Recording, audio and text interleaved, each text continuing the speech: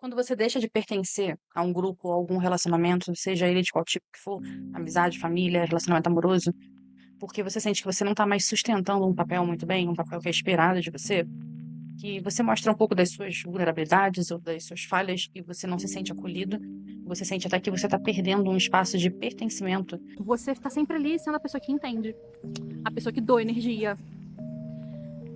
E às vezes você é uma pessoa extremamente sensível.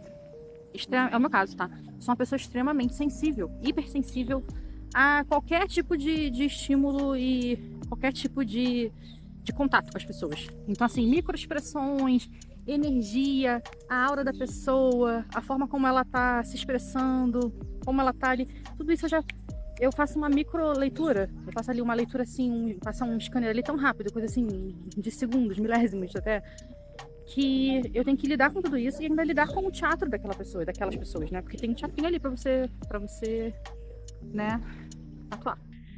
É nesse ponto que você começa a questionar se vale a pena sustentar aquela relação ou aquelas relações, ou aqueles papéis. Porque a solidão é vista como uma coisa ruim, né?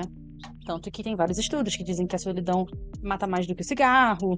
E, e é complicado quando a gente, ao mesmo tempo, vê que tem várias pessoas escolhendo a solidão, exaltando a solidão.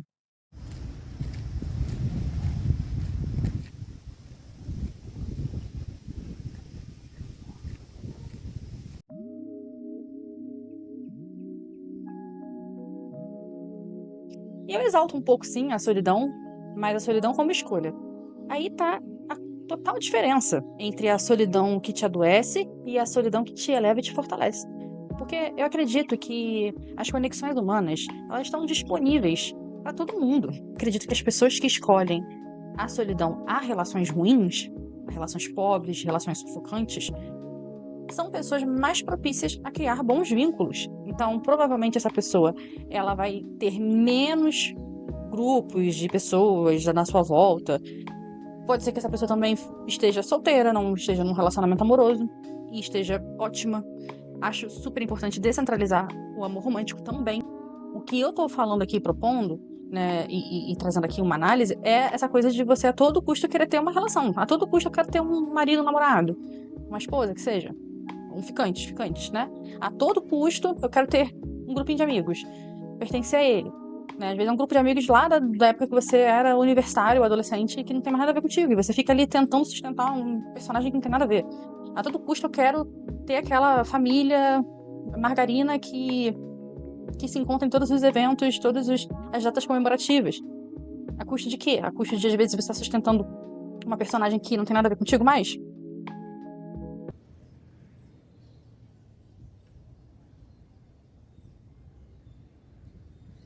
Tudo isso opera num automatismo de forma meio inconsciente, muitas vezes, porque as pessoas vivem uma vida acelerada, não param para refletir sobre as próprias relações. É muito fácil você se projetar no mundo e só entrar num fluxo de atividades, e quanto mais para fora você fica, mais difícil é você voltar para o seu eixo. Mais difícil é você voltar para o seu eixo. E com mais medo você fica de voltar para si. Você começa a interpretar a solidão, o espaço de solidão, como algo ruim. E aí, esse tipo de pessoa realmente adoece com a solidão. Mas são pessoas mais frágeis, pessoas mais dependentes emocionalmente falando, são pessoas mais vulneráveis, entende? E eu acho que a tecnologia, redes sociais, etc., ela trouxe uma disruptura social fortíssima e que muita gente está falando sobre isso, as relações líquidas, o problema da solidão, nananã, mas ninguém está observando que também ela traz ferramentas interessantes para você observar como você pode lidar com a solidão. Porque eu entendo que as pessoas são viciadas em ficar no celular ali vendo conteúdo bosta, né? Mas tem uma parcela de pessoas, e pode ser que seja uma parcela pequena, mas são pessoas espertas que estão aproveitando os conteúdos bons que tem, principalmente aqui no YouTube, que são conteúdos mais longos, mais reflexivos, podcasts, para abrir a mente. E nessa de abrir a mente, a pessoa, ela começa a gostar mais da própria presença. E muitas vezes essa pessoa, ela pode até entrar no modismo ali, journaling, né? É a nova moda. Mas não é interessante você fazer um journaling, né? Você escrever num diário os seus pensamentos? Não é interessante você também, às vezes, deixar o celular de lado e tentar ler um livro, por mais difícil que seja hoje em dia? Tudo isso te propicia a experiência da solitude. A gente tem essa compulsão pelos conteúdos, pelas redes sociais, pelos encontros mediados por aplicativos. A gente tem, sim, esse lado nosso compulsivo doentio, e que muita gente dá vazão para isso, entra nesse fluxo aí e realmente fica perdida, mas tem um grupo de pessoas que sabe lidar com essas ferramentas de uma forma inteligente. A gente também tem que pensar em se preservar. Então, muitas vezes, a pessoa escolhe a solidão por autopreservação, porque ela está inserida, às vezes, em lugares tão ruins, tão tóxicos, que o único jeito dela conseguir se libertar disso é em alguma fase ali da vida dela, ela fazer esse shutdown, se afastar de todo mundo e ficar sozinha por um tempo. Mas isso é uma fase. Isso é como se fosse uma transição, e é uma transição que pouca gente está disposta a passar. Que nem quando você sai de um relacionamento ruim e você está, de repente, solteira e você sente um vazio. Mas se você vivencia isso, se você vivencia a sua solitude, porque o seu estado natural é esse. O seu estado natural não é de estar num relacionamento, não é de estar sempre em relação ao outro. E se você aceita essa experiência com inteireza, com coragem, com abertura, há muitas chances de você se tornar uma pessoa plena. Claro que com seus altos e baixos, porque nós somos humanos e, sim, a gente tem as nossas questões. Mas não adianta que ninguém vai preencher esse buraco, só você mesmo.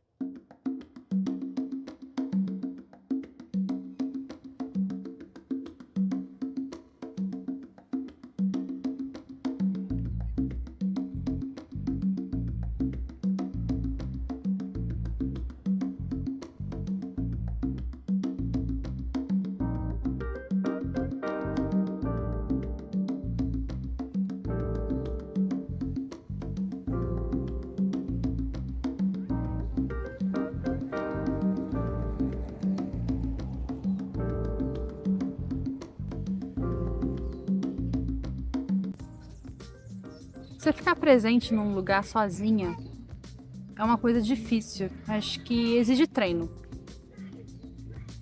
Depois que você treina e você aprende a ocupar os espaços sozinha, com presença, fica fácil. Você não tá nem aí pro que os outros estão pensando, se as pessoas estão vendo, o que elas estão achando.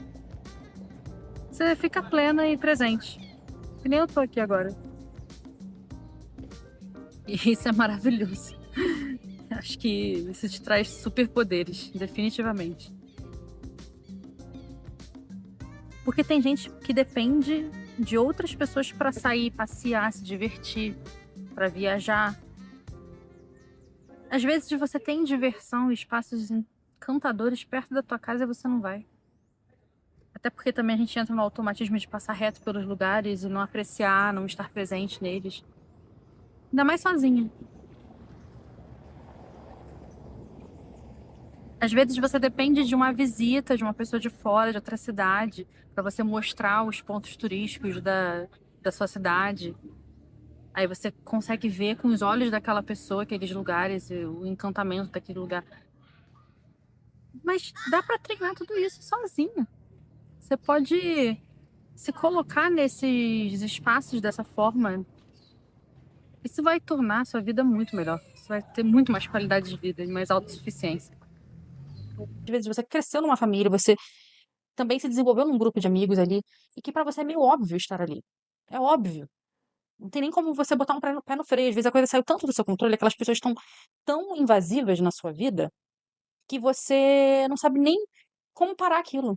Você fica tentando curar aquelas relações, ou se curar, aí você entra numa terapia, aí você tenta conversar com as pessoas, você tenta mudar aquela relação, melhorar aquela relação, fazer uma construção, comunicação não violenta, e o escambau. Quando, na verdade, às vezes a única coisa que você precisa é se afastar. É se afastar. E é aprender a ficar bem consigo mesmo. A aprender a ouvir mais as suas vozes internas, por piores que elas estejam naquele momento, porque sim, eu acho que pessoas que estão muito envolvidas em meios negativos, sejam eles relações de todos os tipos, essas pessoas tendem a ter uma voz interna bem negativa. Mas tudo isso passa. A gente tem que aprender a atravessar essas vozes negativas também. E assim entender, minimamente. E olha, o prêmio de consolo não é você ter boas relações, tá? E isso é a realidade da vida que eu tô colocando aqui, porque tem muita gente que fala: "Ah, eu vou atravessar o meu momento de solitude pra lá no final do arco-íris encontrar um pote de ouro", que vai ser o quê? Relações maravilhosas, pessoas incríveis, pessoas que me entendem completamente, não. Enquanto você estiver na expectativa de ser completamente contemplado por outros seres humanos, você vai estar nessa ilusão. Você vai estar vivendo nesse ciclo vicioso de depender do outro, no ciclo vicioso da dependência emocional, de qualquer tipo, de qualquer relação. Então, também aprender a desenvolver uma visão das relações completamente diferente. E o que é isso? É a inteireza. É você estar no seu eixo. É você entender que você é um ser pleno, tá? Claro que com todas as suas falhas, defeitos e fraquezas, você também acolher a si mesmo, ter autocompaixão e entender que essa compaixão e esse acolhimento raramente vai vir do outro. Quando vem, ótimo. Mas não fique na expectativa de que vai vir. Porque as pessoas, elas estão pensando nelas mesmas. Elas estão vivendo seus próprios dramas, a partir dos seus próprios traumas. Seres humanos são seres complexos, cheios de defeitos. Ninguém está vivendo numa utopia, né? Então, você atravessar a solitude é você entender a realidade da vida. Porque em algum momento você vai passar por alguma situação onde ninguém, por mais que a pessoa pegue na sua mão, essa pessoa ela não vai te entender completamente na situação que você está vivendo. E essa situação, ela pode ser sua velhice, pode ser um momento difícil, onde você vai realmente precisar de pessoas para te amparar, mas por mais maravilhosas que aquelas relações sejam, atravessar aquele momento ali, o momento da velhice, o momento do fim da vida, né, é uma experiência só sua. Então, essa expectativa de que o outro te entenda e de ficar se explicando e de esperar que o outro te compreenda, isso tudo é cansativo e isso tudo é muito imaturo. Isso é uma visão um pouco infantilizada e romantizada da vida e das relações. Então a gente precisa ser um pouco mais cirúrgico nas nossas relações. Primeiro, entrar nas relações entendendo que o outro ele é transacional, não adianta. Ele tem um mindset transacional em relação a você. E você também tem em relação ao outro. Então, para de romantizar. Entende o que o outro quer, o que o outro espera, vê se aquilo faz sentido pra você, pra sua vida, se encaixa com as suas expectativas também. E a partir dali você pode começar a criar um vínculo, porque quando você vê que tem esse encaixe, você consegue criar um espaço também de vulnerabilidade. Porque e esse é um ponto também muito essencial nas relações. A gente tem que estar à vontade para ser vulnerável, mesmo a gente tendo a nossa autossuficiência, porque nós somos seres que falham, seres que erram, né? Então, em qualquer tipo de relacionamento, a gente tem que estar minimamente à vontade para errar, para falhar, para ser vulnerável. E o outro também. Você também tem que aprender a acolher a vulnerabilidade do outro. Aí você tem que ver o quão disposto você está a acolher aquele tipo de falha ou de vulnerabilidade. E o quanto o outro também está. Então, são coisas que você coloca na balança. Assim, gente, não tô querendo criar aqui uma planilha, racionalizar as relações para ver o que que eu colho de benefícios e não sei o que, não sei o que. Não é isso, tá? Mas a gente também precisa colocar um pouco os pés no chão e não deixar a sua coisa correr solta, sem as rédeas. E o melhor modo de você aprender a enxergar essas relações como elas realmente são, ver se aquilo vale a pena, em que lugar você tem que colocar essas relações, porque não é uma questão só de sair cortando relações e ficar sozinho. É de você saber encaixar aquilo na sua vida. Tem pessoas que servem só pra você ir tomar um cafezinho. E às vezes você tá deixando essa pessoa entrar na tua casa. Às vezes você tá deixando essa pessoa saber de coisas muito íntimas suas. Às vezes essa pessoa ela é ótima pra ir com você numa festa, ela é ótima pra ir com você tomar um café, tomar uma cerveja, sei lá, que seja. Entende? Mas só saber colocar em cada lugar, cada relação. Isso é muito importante. Outra coisa também que é interessante eu pontuar aqui é o excesso de empatia, né? Porque quando a gente tem esse posicionamento de acolher a vulnerabilidade do outro, a gente fica extremamente empático. Claro que sempre com uma expectativa lá no fundo de que o outro também seja, né? Mas no meio disso, você se desgasta. Você se desgasta, você começa a vivenciar os problemas daquela pessoa e a pensar que nem ela. Você começa a ver o mundo um pouco com os olhos daquela pessoa. E aí você começa a não entender o que é teu e o que é do outro, em termos de desejo, de escolhas de vida, de problemas que você tem. E no meio disso você se perde, você vira um amálgama muito louco de muitas pessoas que estão ali ao seu redor, porque você vive uma vida agitada, cheia de vozes pra lá e pra cá, e você é só uma amálgama de vozes de uma assembleia louca que tá ali e que você nunca parou pra refletir se faz sentido estar inserido tão intensamente nesse meio. Porque o empata ele não consegue desligar esse mecanismo que está ali o tempo inteiro fazendo essa leitura, e ele até usa essas informações para poder expressar o melhor para aquela pessoa, para se conectar. E aí até por isso que pessoas assim, empatas, né, são pessoas que a pessoa ali às vezes numa conversa já começa a desabafar, começa com o pastor da vida, falar um monte de coisa, porque me conectei com você tão rápido, mas é só porque você tá usando esse mecanismo que você já automatizou ele em você, que é de fazer uma leitura muito rápida daquela pessoa, entender o que ela quer e dar pra ela o que ela quer. Aí você tá dando o quê? Energia, né? Aí você às vezes vê que a pessoa quer um ouvido, aí você dá aquele ouvido, né? Às vezes a pessoa quer validação, você dá aquela validação.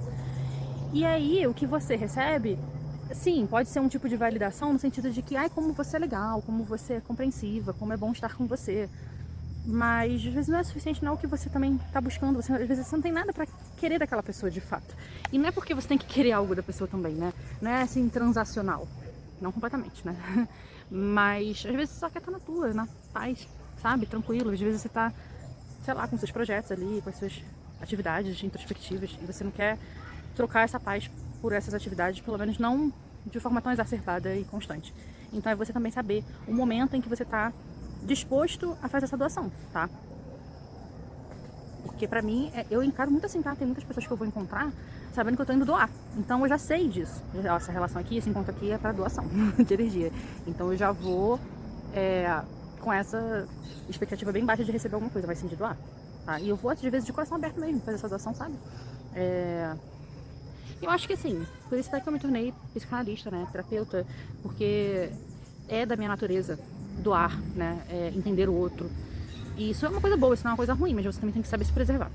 Eu acho que as pessoas que estão minimamente acordadas para isso, que são pessoas que estudam, que se educam, muitas vezes são pessoas que meditam também, né, que já lidam melhor com a própria mente, com a própria existência. Essas pessoas, muitas vezes, elas preferem a solidão do que relações ruins.